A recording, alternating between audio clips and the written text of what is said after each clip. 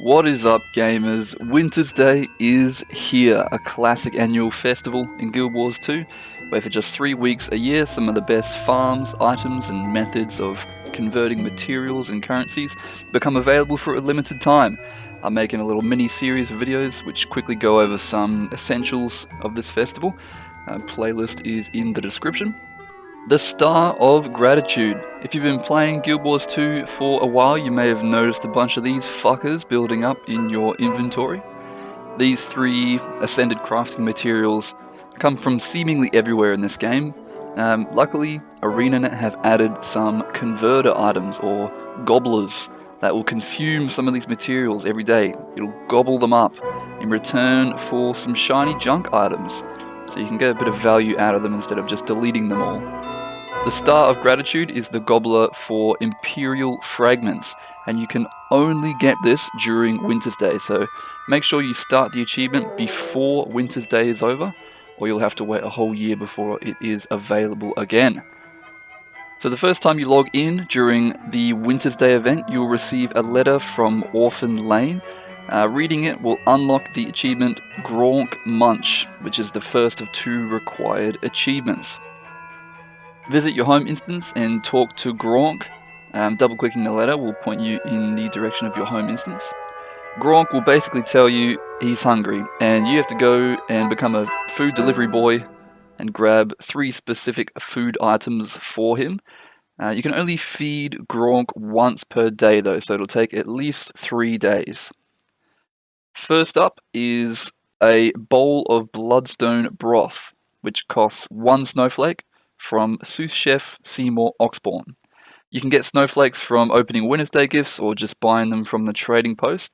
And Seymour Oxbourne is a traveling chef, so he's actually in a different location every day.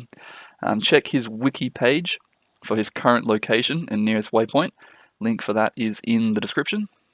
The second day, Groon wants a cup of Bloodstone Soup, which you can again purchase from sous chef Seymour Oxbourne for a shiny frying pan.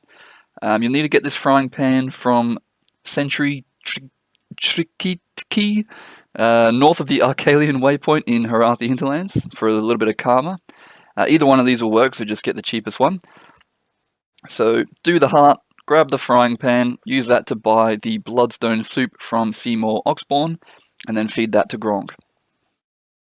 On the third and final day, Groon wants a Chalice of Bloodstone Chili. Again, grab this from Seymour Oxbourne, and it'll cost you a superior sigil of mischief. Easiest way is to just buy this from the trading post. You can also craft it if you want. It is a little pricey, but you know, you gotta do what you gotta do. After completing this achievement, you will receive a holiday display case, and consuming that will unlock the final achievement for the children. This achievement basically just requires you to do a few easy jumping puzzles. So each of the 6 ornaments that you need to collect just come from a selection of certain racial themed chests, usually at the end of a jumping puzzle or a mini dungeon out in the open world. I'll just mention a couple of interest here and leave the wiki page in the description if you want more options, but even that list on the wiki is not exhaustive. So the first ornament comes from human chests. Wayant's Revenge in Lion's Arch is one of my personal favourites. It's a super unique and interesting mini dungeon, and I definitely recommend everyone try it at some point. Demon Grub Pits in Queensdale will likely be faster, and Skipping Stones in South Sun Cove will give you a bit more of a challenge if that's what you're looking for. The second ornament comes from Azuran chests. Chaos Crystal Cavern in Iron Marches is relatively straightforward, and Vex's Lab in Fireheart Rise is one of my favourite mini dungeons, and that's also a frequent daily or a weekly in the Wizard's Vault as well, so could be a 2 birds with 1 stone thing there. The third ornament comes from Sylvari chests.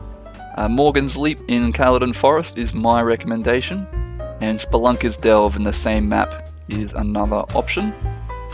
The fourth ornament comes from Norn chests.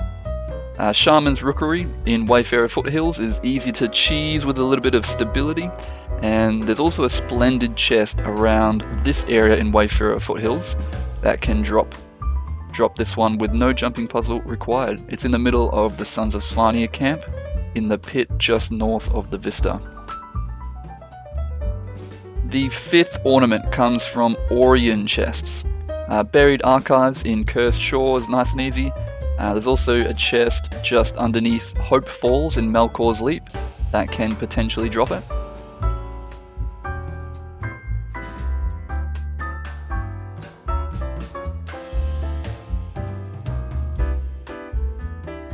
And the last ornament comes from Char chests. So the Branded Mine in Fields of Ruin and Crimson Plateau in Diesa Plateau are both quick and easy.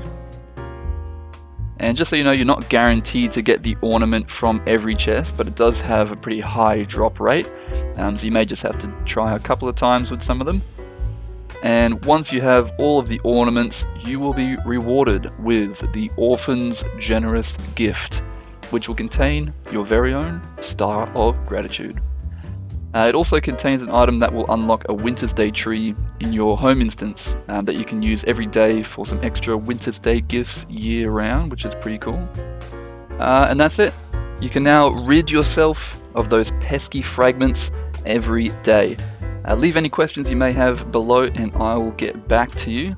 And check out this playlist here for all of the other Winter's Day essentials to know about. Alright, get the hell out of here.